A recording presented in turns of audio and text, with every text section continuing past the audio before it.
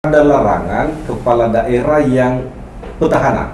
Petahana itu untuk melakukan mutasi atau rotasi pejabat 6 bulan sebelum penetapan pasangan calon. KPU gagal memberikan kepastian hukum itu. Yang pada intinya KPU tidak menindaklanjuti rekomendasi Bawaslu itu. Nah, jadi kalau pasangan calon dibatalkan, otomatis hasilnya berpengaruh dong. Iya, jadi kota kosong lawan kota kosong.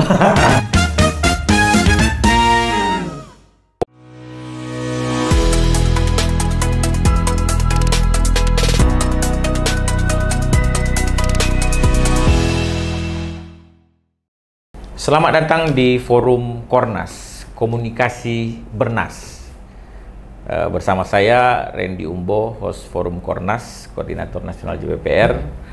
Kita seperti biasa akan berbicara, mendengarkan informasi, pikiran, gagasan yang berisi, bernas, berisi, bermutu, dan tentunya dapat dipercaya dan dipertanggungjawabkan. Saat ini sudah hadir narasumber kita, Koordinator Kabupaten JPPR Nias Utara dan Manajer Advokasi Hukum JPPR Nias Utara. Saya minta untuk memperkenalkan diri kepada pemirsa. Ya, perkenalkan, nama saya Evo Rianus Sareva. Saya sebagai Koordinator JPPR Nias Utara. Ya, terima kasih Bang Kornas sudah diberikan kesempatan. Nama saya Oi Bualalaya. Ini agak susah nama saya ini Bang Kornas. Oh, apa? Oi Bualalaya. Wah, panggil apa pendeknya? Oi aja. Oi, iya. Oi aja. Oi sama ya, Evo. Ya, jadi kebetulan saya bagian hukumnya di JPPR Kabupaten Pak Nias Utara. Pak Evo itu sebelumnya apa? Sebelumnya saya sebagai Ketua KPU Kabupaten Nias Utara. Oh, dulu pernah Ketua KPU Nias Utara? Periode 2013 sampai 2023 ini saya KPU. Oh, 2 periode? 2 periode. 10 tahun. Kalau Mas Oi? Saya baru berkecimpung di 2018 mulai. Apa? Di Bawaslu, anggota Bawaslu Kabupaten Nias Utara. 2018, 2023? Sampai 2023. Wah, ini dua-duanya penyelenggara. Satunya KPU, sekarang jadi pemantau. Jadi pemantau. Nah, berarti nggak di penyelenggara lagi. Ya, untuk saat ini tidak. Jauh-jauh dari Nias Utara di mana? Apa yang dilakukan saat ini? Ya, kebetulan kita saat ini sedang berperkara di Mahkamah Konstitusi. Artinya kita sebagai JPPR itu kemarin perselisihan hasil pemilihan ya, PHP. Ya, PHP perselisihan hasil pemilihan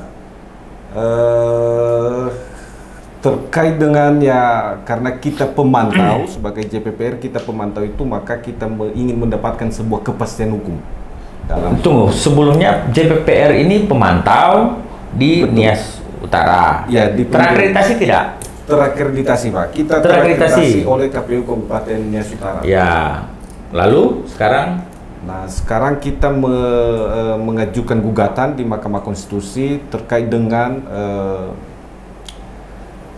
kepastian hukum dalam pelaksanaan Pilkada Nias Utara yang menurut kami KPU gagal memberikan kepastian hukum itu. Nah, Nias Utara ini berarti calon tunggal ya? Betul. Ya, dari 37 daerah se-Indonesia kan, satu provinsi, Papua Barat, dan 36 kabupaten, salah satunya Nias Utara. Sehingga memiliki legal standing di Mahkamah Konstitusi. Nah, kira-kira pokok perkaranya apa?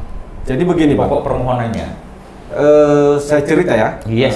Kejadiannya. Jadi dalam pasal 71 ayat 2 Undang-Undang Nomor 10 Tahun 2016 ada larangan kepala daerah yang petahana. Petahana itu untuk melakukan mutasi atau rotasi pejabat 6 bulan sebelum penetapan pasangan calon.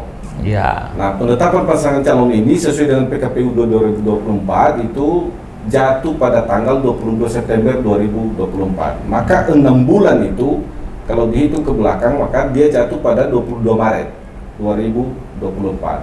Nah, kebetulan Bupati Nias Utara ini yang juga sebagai calon petahana melakukan pelantikan pejabat pada tanggal 22 Maret 2024 kemarin. Lalu kemudian setelah penetapan calon, pasca penetapan calon 22 September, lalu ada masyarakat yang melaporkan ke Bawaslu Nias Utara kasus pelantikan ini. lalu berproses di Bawaslu, lalu Bawaslu mengeluarkan rekomendasi yang berdasarkan analisa dan kesimpulan Bawaslu bahwa itu dikualifikasi sebagai pelanggaran administrasi. Lalu diteruskan ke KPU untuk ditindaklanjuti. Nah, sampai ke KPU tidak menindaklanjuti dengan membalas surat Bawaslu 2 kali. Terjadi balas membalas ini antara Bawaslu sama KPU, yang pada intinya KPU tidak menindaklanjuti rekomendasi Bawaslu itu. Yang pertama alasannya adalah bahwa Bawaslu tidak secara eksplisit mengatakan apa yang harus dilakukan oleh KPU. Yang kedua, alasan yang kedua bahwa tidak bisa diputuskan karena bermakna ganda terhadap adanya makna ganda terhadap pasal 71 ayat 2 Undang-Undang Nomor 10 tahun 2016 tersebut. Nah, berkaitan dengan itu, kami sebagai pemantau JPPR yang menjadi pemantau di Pilkada Nias Utara merasa bahwa KPU dalam hal ini seharusnya sesuai dengan pasal 139 Undang-Undang Nomor 1 tahun 2015 bahwa dia mengatakan situ bahwa KPU wajib menindaklanjuti rekomendasi Bawaslu terkait dengan pelanggaran administrasi. Nah, di pasal 140-nya dia mengatakan bahwa KPU menerima, memeriksa dan memutus pelanggaran administrasi yang direkomendasikan oleh Bawaslu dalam waktu 7 hari. Nah, yang dilakukan KPU tidak membuat sebuah keputusan terhadap pelanggaran administrasi tersebut. Ya, sekarang gini, apa kaitannya? Kan kita tahu ya, perselisihan hasil pemilihan kan di Mahkamah Konstitusi ini kan berselisih soal hasil. Betul. Oke, pertama legal standing JPPR Nias Utara punya. Ya, terkait. Sekarang apa poin dalam kaitan perselisihan hasil ini? Nah, yang pertama kita melihat bahwa tindakan KPU tidak memberikan kepastian hukum. Kenapa? Karena pelanggaran administrasi pasal 71 ayat 2 ini dia punya sanksi. Sanksi yang memungkinkan kalau itu terbukti pelanggaran maka akan dilakukan sanksinya adalah pembatalan pasangan calon sebagai pasangan calon. Oh begitu. Nah, jadi kalau pasangan calon dibatalkan otomatis hasilnya berpengaruh dong. Pasti berpengaruh. Iya. Jadi itu bisa korelasinya. Karena ini calon tunggal, kalau itu dibatalkan maka tentu harus diulang proses pencalonan kembali. Iya, jadi kota kosong lawan kota kosong. Kosong-kosong. Bener juga. Jadi itu punya dampak signifikan justru terhadap hasilnya. Gimana manajer hukum? Sedikit sih saya tambahkan aja, betul yang disampaikan oleh Korkap bahwa intinya sebenarnya itu di mutasi, kasusnya mutasi. Karena kami memaknai bahwa pasal 71 ayat 2 itu nanti di ayat 5 itu diskualifikasi oleh KPU ini mengabaikan. Karena seharusnya bukannya dia berkata dan menjawab tidak dapat menindaklanjuti, karena memang di dalam 140 nomor 1 2015 itu dia harus memutus, ya. Jadi artinya dia harus memutus apakah rekomendasi dari Bawaslu itu merupakan pelanggaran administrasi atau bukan. Tapi ini kan gamblang, nggak ada, sudah gamang. Artinya nggak ada kepastian hukum. Ya, kami ini sebagai mantan penyelenggara bukan dalam arti mengetahui, tapi paling tidak kami merasa ada suatu kejanggalan. Tapi dalam konteks ini bukan karena mantan penyelenggara kan, tapi karena pemantau kan? Iya, karena pemantau juga melihat proses ini ada yang memang merupakan suatu pelanggaran yang bisa dikatakan hal yang fatal menurut kami. Ya, sehingga hal ini tadi sudah disampaikan oleh Korkap, kita mengajukan permohonan di Mahkamah Konstitusi, walaupun pada intinya kita melihat sebenarnya yang ke MK itu ini terkait dengan pasal 158 perselisihan hasil. Di permohonan kita memang itu kita abaikan, ya kita abaikan. Tetapi saya yakin Mahkamah pasti akan memperhatikan, mempertimbangkan beberapa jurisprudensi pun. Kalau kita memperhatikan putusan MK di Saburai Jua ya, tahun 2020 kemarin, dan juga di Bovendegul itu kan lebih cenderung itu bukan dalam hasil tapi administrasi. Kalau di Saburai Jua terkait dengan kewarganegaraan kan. Oh iya. Di Bovendegul itu kan pemaknaan mantan narapidana. Iya, yang di Saburai Jua yang kewarganegaraan. Jadi tidak ada kaitan dengan hasil. Iya. Tapi kalau kita perhatikan oleh Mahkamah dikabulkan. Dan dibatalkan. Iya, dibatalkan. Karena memang menyangkut dengan persyaratan dia ya. Nah, itu administrasi kan. Yang kedua? Yang kedua itu di Bovendigul. Bovendigul. Bovendigul itu kan pemaknaan mantan narapidana yang seharusnya mantan terpidana. Itu kan kita melihat orang itu belum 5 tahun. Oke, dalam konteks persyaratan sekalipun atau kedudukan dia sebagai calon masih belum sangat mempengaruhi hasil. Ya, itu argumentasi Pak Korkap tadi bilang dia apa namanya? Ada norma terkait pembatalan calon. Ya. Nah, gimana itu? Ya. Di ayat 5 itu kan jelas. Pasangan calon yang melanggar pasal 7 1 ayat 2 dan 3 itu sebenarnya kan. Itu di ayat 5-nya diskualifikasi. Tapi kan banyak juga yang gitu, tanggal 22 Maret tapi dia lanjut terus di beberapa daerah lah, saya tidak usah sebut. Nah, apa yang membedakan? Yang lain kan bisa kok, misalnya di apa namanya?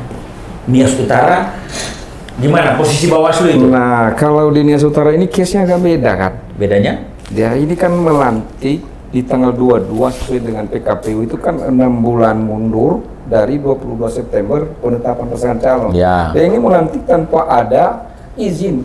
Izin dari siapa? Dari Kemendagri. Karena di dalam Undang-Undang 10 2016 itu pasal 71 itu harus ada izin dulu. Oh gitu. Iya. Jadi yang kan lainnya berarti ada saya nggak bisa izin atau mencerita nggak apakah ada izin. Ya. Tapi intinya Bawaslu melihat itu, Bawaslu Nias Utara Bawaslu Nias Utara melihat itu sebagai dugaan pelanggaran administrasi yang ujung-ujungnya ada sanksi pembatalan calon. Direkomendasi ke KPU. Nah, sikap KPU sekali lagi tadi sudah dijelaskan, tapi saya ingin KPU kan ketegasan Justru KPU tadi disampaikan di dalam pasal 140 kan 7 hari setelah merekomendasi justru berbalas pantun dengan Bawaslu. Katanya yang pertama tadi tidak secara eksplisit. Nah, kalau kita memperhatikan kan dalam hal juga dia menangani perkara atau penanganan pelanggaran di Bawaslu ini ada juga hukum acaranya. Iya. Ya, ada hukum acaranya. Jadi dia proses dan hasilnya itu tetap dia akan teruskan kepada KPU ya, karena sebenarnya dalam undang-undang yang memutus itu adalah KPU. KPU ya. Tapi KPU. Kemarin KPU sikapnya bukan tidak periksa, tidak putus. Tidak. Dia mengatakan tidak dapat dan tidak ada pemeriksaan tentunya. Betul. Ya, jelas kita duga. Nah, apakah ini soal pemahaman ya? Karena saya tahu ya kita mungkin sama-sama ada latar belakang mantan penyelenggara. Memang norma penyelesaian pelanggaran administrasi itu ada 2 konstruksi hukumnya. Kalau pemilu diselesaikan oleh Bawaslu, diperiksa, diputus dan diselesaikan oleh Bawaslu 14 hari kan. Ya. Pelanggaran administrasi ya di pemilu. Kalau di pilkada kan rekomendasi. Yang menyelesaikan, jadi itu KPU. Jadi KPU memeriksa, menerima, memeriksa, mengkaji dan memutus pelanggaran administrasi pasal 139 undang-undang ya kan. Apa? 140. Karena mungkin terbawa dengan undang-undang pemilu ya. Padahal kita kan lagi pilkada yang harusnya ikut undang-undang pilkada. Gimana? Ya bisa saja ada salah pemahaman di KPU. Iya. Tapi kita tidak bisa pastikan juga itu mereka yang lebih tahu kenapa bisa begitu. Apakah ada persoalan lain? Nah itu soal lain. Tapi intinya di Mahkamah Konstitusi gimana? Nah intinya kita di Mahkamah Konstitusi ingin meminta sebuah putusan apakah ini benar atau enggak tindakan KPU ini. Iya. Karena menurut kita JPPR Nias Utara ini, KPU ini tidak melaksanakan tanggung jawab atau kewajibannya untuk memeriksa dan memutus perkara dugaan pelanggaran administrasi ini. Ya. Nah sehingga akibatnya kan nggak ada kepastian hukum. Orang bisa mengatakan sekarang bahwa hasil pilkada Nias Utara itu tidak sah. Kenapa? Karena bagi orang yang merasa bahwa itu pelanggaran administrasi, ada pelanggaran, dan itu harusnya diskualifikasi calon itu. Tapi dibiarkan. Itu seolah-olah dibiarkan oleh KPU. Nah di MK sendiri gimana? Nah kalau kita melihat kemarin di MK sudah 2 kali sidang ya. Yang pertama sidang pendahuluan, yang kemarin Senin itu sidang mendengarkan jawaban termohon, pihak terkait dan juga pemberi keterangan Bawaslu. Di situ berkembang justru KPU ini termohon ini masih berkelit gitu ya. Satu hal yang pertama dulu yang menyorot tentang legal standing memantau khususnya di Universitas JPPR ini. Katanya baru diakreditasi tanggal 25 November 2024. Nah, kalau kita melihat di dalam PKPU, kami sudah memenuhi itu. Ya, batas pendaftaran itu 16 November ya, Ketua. 16 November kita sudah mendaftar.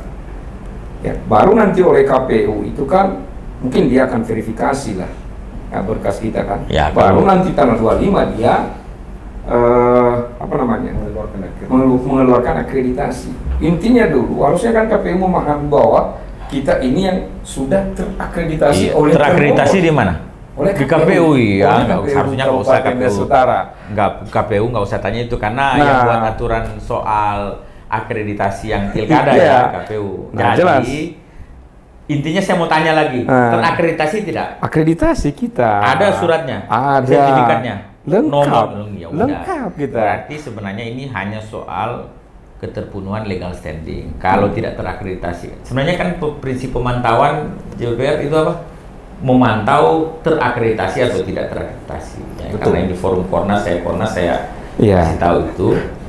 Tapi pokoknya terakreditasi. Yang membedakan terakreditasi dengan tidak terakreditasi adalah kalau terakreditasi kita punya legal standing jadi pelapor kalau dengan pelanggaran ya, di bawah dan khusus kota kosong punya hak untuk menjadi pemohon. Jadi permohonan ke Mahkamah Konstitusi untuk khusus pilkada calon tunggal. Nias Utara calon tunggal. Jadi itu sebenarnya legal standing clear ya. Nah, sekarang pokok perkara tadi. Saya lanjutkan. Pihak hakimnya ngomong apa? Di pemeriksaan kemarin hadir kan? Ini masih kelanjutan daripada pertanyaan tentang legal standing ya. Dia mengaitkan ini terjadi berapa bulan di belakang. Mana mungkin JPPR gitu kan. Jadi sebenarnya menurut saya mereka lupa kan. Harusnya kan sebagai penyelenggara pemilu ya harus profesional. Mereka juga harus membaca. Di dalam satu pasal 126 itu kan Undang-Undang 1 2015 itu kalau nggak salah huruf C ya, hak pemantau pemilihan itu adalah mengamati, mengumpulkan informasi pelaksanaan tahapan pemilihan dari awal sampai akhir.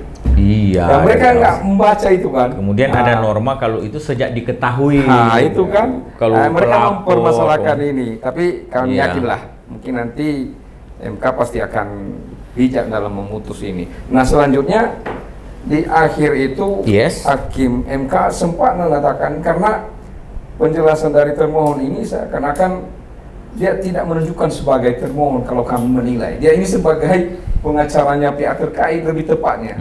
Makanya mungkin entah sindiran dari Hakim MK Pak Arif ya. Dia mengatakan tentang penyelundupan hukum. Penyelundupan hukum. Dari Hakim MK bilang dari Hakim, iya langsung. Kalimatnya gimana? Coba. Jangan-jangan ini ada penyelundupan hukum ya. Sampai begitu Hakim MK bicara? Ya, jangan-jangan ada penyelundupan hukum. Menarik ini. Saya juga kaget loh. Ini kata-kata kalimat yang menarik. Tapi dalam proses persidangan resmi kan? Masih proses yang berlangsung. Ada dokumentasinya? Ada. Ini kan live itu di YouTube. Ya, mungkin sekarang kalau kita buka pun. Gimana? Penyelundupan hukum itu? Nah, saya rasa penyelundupan hukum menurut analisa saya ya. Orang ini udah tahu bahwa ada aturan yang melanggar. Dia bermain di belakang itu seakan-akan bagaimana lah biar tidak nampak bahwa sudah ada sebenarnya pelanggaran yang dia buat. Tapi direkayasa supaya selamat terus ya? Ya seakan-akan tidak ada. Itu dia, keren. Nah itu yang menarik menurut saya, satu ucapan dari Hakim MK. Dan memang penyelundupan hukum itu antara pertanyaan atau pernyataan, tapi mau pernyataan atau pertanyaan serius loh. Ya, kalau serius. Saya lihat. Artinya gini, dari pemaparan teman-teman JPPR Nias Utara kan, itu tadi kota kosong. Berarti kalau kota kosong semua partai udahlah, semua itu partai diboyong ya? Semua nggak ada lagi. Ada nggak yang berhak mencalonkan? Nggak dengan bisa. threshold kemarin kan nggak bisa. Nggak bisa. Berarti partai semua diambil. Ya, semua. Incumbent. Ya. Incumbent tidak calon. Incumbent petahana karena 71/2 kan? Ya. Petahana ambil borong semua partai ya. Betul. Lalu jangan-jangan KPU juga dibolong? Jangan-jangan. Ya, dalam tanda kutip. Iya, soalnya kan ini ada rekomendasi Bawaslu pelanggaran tidak ditindaklanjuti KPU ya. Yeah. Padahal KPU udah tahu. Nah, penyeludupan hukum jangan-jangan terjadi di Nias Utara. Pilkada Nias Utara. Sudah calon tunggal, sudah kota kosong pula. Hukumnya diseludupkan. Ya, kita harus lanjut lagi di episode berikut ini. Ya, kita jadi sekarang harapan teman-teman di MK gimana? Ya, Dalam kita closing berharap statement. Bang Kornas kita bisa lanjutlah pada sidang berikutnya. Mungkin kita akan menunggu sesuai tahapan itu, kalau nggak salah tanggal 11 Februari ya, sampai Putusan selah. Jadi ya, berharap setelah MK dismiss itu. mengabulkan. Mengabulkan lah. Ya, karena memang satu-satunya kalau saya lihat di ini satu-satunya calon kota kosong dari 37 daerah, ya kan, hanya Nias Utara yang mengajukan gugatan, hanya JPPR yang punya legal standingnya, punya pokok permohonan mengajukan perselisihan di antara 37 agar supaya menjadi pembelajaran. Closing statement satu kalimat, Pak Korkap. Ya, kami berharap putusan yang seadil-adilnya dari seadil-adilnya dari Mahkamah Konstitusi, ya. dan kami berharap juga ini jadi pelajaran bagi kita semua. Yes. Indonesia secara umum dan Nias Utara kami secara khusus, supaya hal-hal ini menjadi perhatian. Ya, supaya jangan kota kosong, jangan semena-mena, jangan hukum diseludupkan. Betul. Ini semua pemirsa pesan dari Nias Utara ke seluruh Indonesia, dari ujung utara ke seluruh Indonesia, bahwa walaupun sudah calon tunggal, ya toh, melawan kota kosong, ya kan, jangan menghalalkan segala cara, apalagi berpotensi menyeludupkan hukum. Pak Hakim MK, Mahkamah Konstitusi jadi garda terdepan untuk mengawal proses demokrasi kita agar supaya memang berkeadilan, ya kan, tidak menghilangkan suara-suara substansial daripada masyarakat dan terutama kasus yang terjadi di Nias Utara. Ya, salam JPPR. Kita lanjut lagi di episode berikut Forum Kornas Komunikasi Bernas. Terima kasih ya. Terima kasih. Terima kasih semua.